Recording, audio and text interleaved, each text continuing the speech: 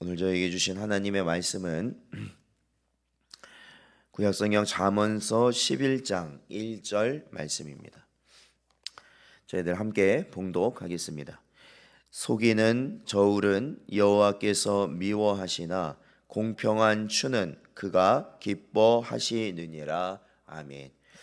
기도하겠습니다. 하나님 감사합니다. 저희를 언제나 부르시고 인도하여 주심으로 오늘도 저에게 호흡할 수 있는 생명을 허락하시고 또한 가장 먼저 주님 앞에 나올 수 있는 저희들의 발을 인도하여 주셔서 감사합니다.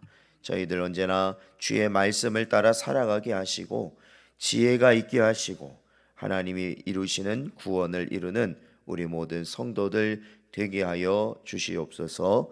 간절히 바라옵고 이 모든 말씀 예수님의 이름으로 기도하옵나이다. 아멘. 오늘은 최선의 인생을 사는 길이라는 제목으로 하나님 말씀 증거하겠습니다. 저희들 이제 오늘 본문 잠언서 11장을 이제 시작하는데요. 오늘 본문을 보면 속이는 저울이 등장하고 공평한 추가 나옵니다. 그러니까 이것은 하나의 장사를 하는, 그러니까 상거래를 하는 모습을 우리에게 보여줍니다. 그러니까 이러한 가르침의 배경에는 당시 솔로몬 시대는 그 어느 때보다 이 상거래 무역과 상업 활동이 활발했던 시대라는 것을 배경으로 갖고 있습니다. 그만큼 나라가 부강하였던, 그러니까 이 경제적인 바탕이 될 수 있었던 것은 이러한 상거래가 굉장히 활성화되어 있었다라는 것이죠. 그러나 여러분, 빛이 강하면 그림자도 짙어진다고 그러듯이 이러한 상거래가 활성화되는 긍정적인 면도 있었지만 부정적으로는 이 부정한 상행위도 빈번하게 발생하여 심각한 사회 문제가 되기도 한다라는 것입니다.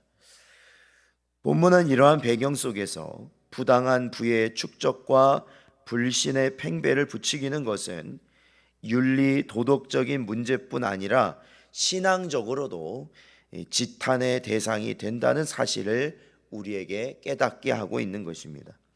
그리고 이를 통해 솔로몬은 인간이 가장 기본적으로 가져야 할 덕목 중에 하나가 바로 정직이고 그 정직의 삶이야말로 우리 인생의 길을 가는 데 있어서 최선의 길이다라는 것을 또한 깨닫게 합니다.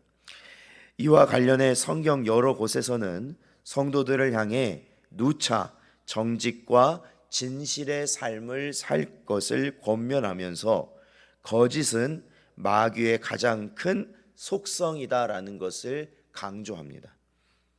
예를 들어 예수님께서는 자신들 스스로를 아브라함의 자손이라고 그렇게 말하면서 예수님을 비난하고 그렇게 예수님을 언제나 위협하며 쫓아다녔던 이 바리새인들을 향해서 이렇게 말씀하십니다.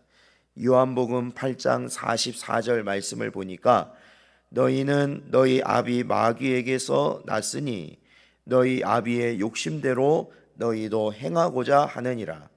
그는 처음부터 살인한 자요 진리가 그 속에 없으므로 진리에 서지 못하고 거짓을 말할 때마다 제 것으로 말하나니 이는 그가 거짓말쟁이요 거짓의 아비가 되었음이라 말씀하셨습니다. 그렇습니다.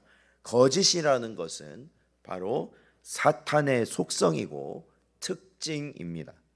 그리고 사탄의 특징인 거짓을 따라 행하고 속이는 일은 그 자체가 하나님의 일이 아닌 마귀의 일이며 마귀의 일을 행하는 자는 결국 마귀에 속한 자임을 스스로 드러내는 것일 뿐만 아니라 마귀의 최종적인 모습은 이 지옥에 들어가는 것이거든요. 마귀가요. 그러니까 뭐예요? 마귀에게 속한 자들 역시도 함께 지옥에 가게 되는 것이죠. 그렇기에 하나님께 속한 성도라면 무엇보다 우리의 인생에 있어서 우리의 삶의 모습 속에서도 무엇보다 정직하기를 힘쓰고 피해가 오고 손해가 오더라도 정직함을 고수할 수 있는 삶의 자세를 우리는 가져야 한다라는 것입니다. 다시 한번 말씀드립니다. 손해가 오고 그 다음에 어려움이 오더라도 피해가 오더라도 우리는 정직해야 한다라는 것이죠. 그러니까 우리가 뱉은 말에 대한 책임을 반드시 져야 한다라는 것입니다. 그렇다면 오늘 본문에서 속이는 저울과 대비되는 것으로 하나님이 기뻐하시는 공평한 추라는 것은 무엇이겠습니까? 이는 어느 한쪽으로도 결코 기울지 않는 정확한 저울을 말하는 것입니다. 그러니까 저희가 예전에 시장에 가서 이렇게 물건을 이렇게 뭘 사다 보면은 저울에 달아주는 게 있지 않습니까? 이 저울에 달아줄 때 그냥 무턱대고 저울에 다는 게 아니라 항상 먼저 뭘 하냐면 0에다 맞추는 거죠.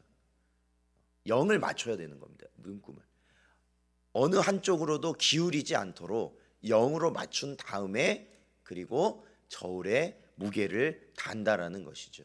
조금이라도 그게 0에서 비껴나가 있으면 어떻습니까? 그건 이미 기울어진 저울이기 때문에 공정한 저울이 될 수 없다라는 것입니다. 여러분, 공평한 추라는 것은 지위 고하를 막론하고 또한 그 사람과 우리가 평소의 관계가 가깝든지 멀든지 그런 거랑은 상관이 없습니다. 누구에게나 공정하게 적용되는 추를 말하는 것입니다. 비천한 자나 어린 자들 앞에서 고귀한 자나 권세자 앞에서 전혀 변함없이 일체 사심 없이 변심 없이 그러한 마음으로 대하는 것이 바로 공평한 추인 것입니다. 그러나 여러분 오늘날에도 보십시오. 뉴스를 보시고 여러 가지 소식들을 보십시오. 국민들이 가장 마음이 굉장히 불편하게 여겨질 때가 뭐냐면 가장 공평하게 가장 공정하게 해야 될 사람들이 그러지 못할 때입니다. 그러니까 그들이 가진 추가 어떻다는 거예요? 기울어져 있다라는 겁니다. 기울어져 있다. 뭐에 기울어져 있어요? 돈 앞에 기울어져 있고 또 뭐에 기울어져 있어요? 권력 앞에 기울어져 있고 그리고 또한 자기와 가까운 사람들에게 기울어져 있는 것을 보면 국민들이 그게 마음이 어떻겠냐는 거예요. 그래서 항상 공정이라는 걸 그렇게 외치잖아요. 사람들이. 이 시대가 공정하길 원한다라는 거 아니겠습니까? 그런데 여러분 오늘날 보십시오. 그럼에도 불구하고요. 그러한 모습들이 공정을 원한다고 말하면서도 정작 한 사람 한 사람의 삶을 따져보면은 거짓이 더 많은 부분을 차지하고 있다라는 것입니다. 오히려 이 성도로서 조금이라도 정직하게 살려고 애쓰다 보면은 어떠한 경우를 겪게 되냐면 다른 사람들로부터 따돌림 당하는 미움을 당하는 일이 있다라는 것이에요. 그러나 우리 하나님께서는 우리로 공평한 추와 같은 정직한 마음을 가지기를 원하시는 줄로 믿습니다. 그리고 우리가 사람들을 기쁘게 하는 게 아니에요. 우리의 삶이라는 것은요. 그렇잖아요. 이 초대 교회가 세워질 때 이러한 사도들의 고백이 그거 아니겠습니까? 예수 그리스도의 이름을 전하면서 그거 전하면은 너희들 감옥에 가두겠다, 너희들 죽이겠다 이렇게 말할 때 내가 하나님을 기쁘게 하겠습니까? 아니면 사람, 당신들을 기쁘게 하는 것이 맞습니까? 라는 말을 하잖아요. 그러니까 결국 누구를 기쁘게 해야 된다는 거예요? 하나님을 기쁘게 하는 삶, 정직한 마음과 행동으로 사는 삶을 살아가야 한다는 것입니다. 사랑하는 성도 여러분, 거짓은 마귀에게 속한 것입니다. 그렇기에 이는 하나님의 미움과 진노의 대상이 됩니다. 그러니까 여러분 이거는 우리가 뭐 하나님 말씀 따르지 않으니까 우린 결국에는 지옥에 간다. 이것을요 조금 더 생각해 보면요, 이거는 뭐냐? 하나님의 뜻을 따르지 않는다? 그러면 우리는 누구의 뜻을 따르는 거예요? 마귀의 뜻을 따르게 된다라는 겁니다. 그리고 왜 지옥에 가는 겁니까? 이 마귀란 곳을 위해 되어진 지옥에 우리가 어떻게 해요? 마귀의 족쇄가 차여져서 마귀가 떨어질 때 어떻게 되는 거예요? 같이 떨어지는 거예요. 쉽게 말하면 사람은 같이 떨어지게 된다는 거예요. 그러므로 우리는 하나님이 미워하시는 거짓을 멀리 해야 한다는 것입니다. 그리고 정직으로 옷을 입고 하나님의 기쁨과 사랑의 대상이 되어야 하는 것이 우리 성도들입니다. 사랑하는 성도 여러분, 작은 눈금, 그러니까 작은 이익 앞에 눈이 멀어 거짓을 행하는 어리석은 길을 가지 마십시오. 그것은 하나님의 진노를 사는 자의 모습이다.